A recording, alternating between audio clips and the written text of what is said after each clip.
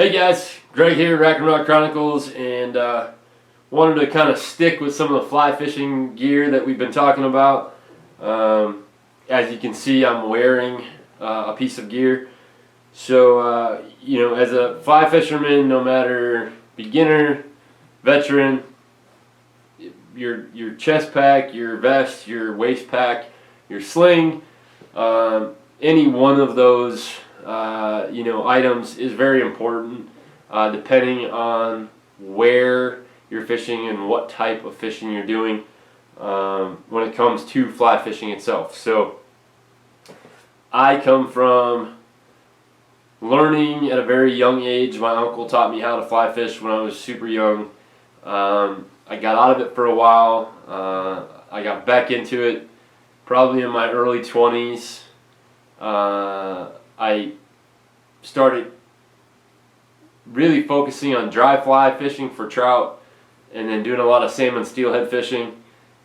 But after getting more heavily back into it, I went back to nymphing and dry fly fishing and kind of got away from the salmon steelhead for a while, to the point where I was actually competing on a circuit that kind of covered different parts of the country, but the circuit was founded here in the Northeast, up in New York State. In fact, I don't believe they do the competitions anymore, but they do have a fly shop, or a e-com fly shop for that matter, where they're selling, you know, beads and hooks and different materials for tying. But it was super fun. Sometimes it got, you know, a little too competitive, but it was fun nonetheless, because you got to fish new water just about, you know, twice, sometimes 3 times a month, depending on if you can travel to, you know, all the events that were going on. But that also helped put you in a class to, maybe not a class, but not really sure the wording I want to use, but it gave you the ability to try to compete to get to a semifinal type tryout competition for Team USA. So there were times where you got to fish against some of the gentlemen that were on fly fishing Team USA, which was awesome. Some of the guys, you know, I don't stay in touch with as much, but we're still friends and we connect every once in a while on Facebook or social media. But so in that aspect, most guys opt for a chest pack because you need to be super tactical, super fast with changing flies, changing leaders. So the chest pack became kind of a staple in my equipment. So after competing for a while, and I stopped competing and got back into just fishing for myself. A good friend of mine, him and his dad actually own a fly shop here in Pennsylvania. He needed some help with his guiding. He needed, you know, some extra guides, so I went back and got my guide's license and started guiding. And when you go from the competition world where you're using a chest pack, the chest pack kind of, I don't want to say hinders you, but it's kind of a pain to use when you're guiding clients. You know, you're not there fishing, you're there to help them catch fish, tie flies on, you know, get snags undone, that type of thing. So I got really used to using a sling pack at that point, which was great when I was guiding, but when I would go out and fish for myself, the sling pack kind of felt of a nuisance to me, because now I had to keep sliding everything around and moving things to get my flies or get my tippet. And then for a while I was using another smaller sling, figuring, okay, maybe I can get away with just something smaller, it's not so bulky, it doesn't get in the way as much. And that was good for a little while, but there was still something missing. There was just always that I needed something, but I didn't want to go back to the chest pack. So what I have on right now is the Fishpond Switchback Pro Guide Wading System. And the reason I like this, so now it looks like that this, you know, the main part of the bag is right in front of me, which right now it is. But when I'm fishing, it slides out of my way. I have nothing. I don't have the sling, kind of awkward, but it does have a shoulder strap. So I have that. I have a belt, which the bag is how it slides, but it also adds that little bit of extra for your waders. And then what's really cool is back here has a net holster. So your net is no longer on a magnet, it's not bouncing all over the place, it's right there in its place.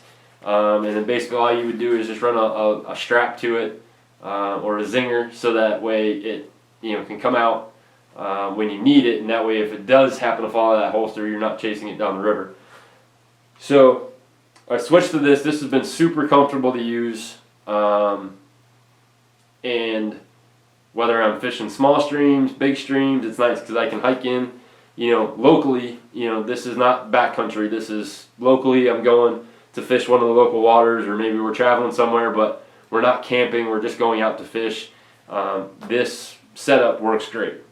So I'll get a little closer to the camera here. So up top on the shoulder strap, now this is reversible whether you're left or right-handed. I am right-handed, so my rod is always in my left hand until I'm reeling a fish in, then I switch and I'm reeling with my left hand. So now I can slide this around if I need something, but it's all reversible. So you're left-handed or right-handed, doesn't matter. So you have right up here on the shoulder strap, you've got a little piece of Velcro so you can attach some of their Velcroed items that they sell on their website. It gives me a little tab for my zinger, so I have my nippers, I have my hemostats. There's actually a little clip, little tag of fabric here. So with this band, so I basically run my hemostats underneath there, clip it to that little tab, and that way they're secure, they're not bouncing around. And that sits on my shoulder, so it's never in the way. It's not getting in my way of casting, or any, it's basically not in the way ever. Now when you get to the bag, I'm going to step back up here. So you've got a couple different pockets, plus you have some attachment points here. So I have my tippet spool right here, so it's actually right off my right hand side. So when I have to change my tippet, I can basically hold my rod underneath my left arm, reach over here, pull out my tippet, grab my nippers, clip it, tie it on, ready to go. So that's really ingenious. And there's a handle right here too to help pull that bag around. But right at the front, you've got a small zipper pocket. I just keep extra spools of tippet in there, and a string thermometer. Now, right here, there's actually a tab for your fingers. And this is a magnetic pouch. And inside, there's a couple of small pockets, a zipper pocket, and then a Velcro backed area. So again, if you go on to Fishpond's website, they make some attachments that have Velcro backers that you can pop in there. And then, so I have some little expandable pockets. So I've got floating, I've got indicators, and then the zipper pocket, you can, whatever you may need to keep in there. And again, that's a magnetic closure. Right above that, I'm going to try to get a little closer here. Oop, right there. That's one of their new Tacky Fly tabs. So you using a dry, changing to a nymph, going from a nymph to a dry, you can put those right there, let them dry out. And then in the very top, you have a huge zippered compartment, which has dividers in it. It has some expandable pockets. So that's where I'm keeping all my fly boxes. So I've got my Yokota, I've got an MFC, and I've got an old C&F. But you could probably fit, if I'm using the Slim Tin from Yokota, which you saw in a video the other day, I could probably get 6, maybe 8 of these in there. I mean, that's a whole lot of flies, but you can definitely get them in there. The wider, thicker the box, the less you'll be able to put in there. And again, it has that divider in there, so you can leave one side open for a water bottle, that type of thing. So again, it's got a handle over here if you're running it on the left side, or the opposite way I'm running mine. It is a padded hip belt, so it's really nice if you're walking somewhere, and it's super comfortable when it's on. So again, this is the Switchback Pro Wading System. You can buy it without the net holster. You can buy it just with the belt and the pack, and that's just a switchback. Then the Switchback Pro gives you the sling, the net holster, and the little accessory shoulder pad. So definitely something to look into to get away from the old vest style or the chest pack or regular sling pack. This is something that kind of gives you the best of all the worlds. So it still has a sling, so it keeps it up on, you know, where I need it on my body. It has the belt, so it's dual purpose. One, it's holding the bag and you're able to slide it back and forth, but it also doubles as a wading belt to hold your waders shut. So if you're running chest waders or pant waders, you saw, you'll see a video pop up on the Drift Session Seekers, which are a new wading pant from Drift. This belt sits right at the top of them, so it holds them there, along with the belt that's already coming with them. So definitely check it out, guys. You can see, like I said, my hands are completely free. I can cast, I can reel in, I can strip line. Nothing is in my way. Super comfortable, and the price isn't too horrible. Fishpond makes some awesome product, and they've been in the game now for a little while.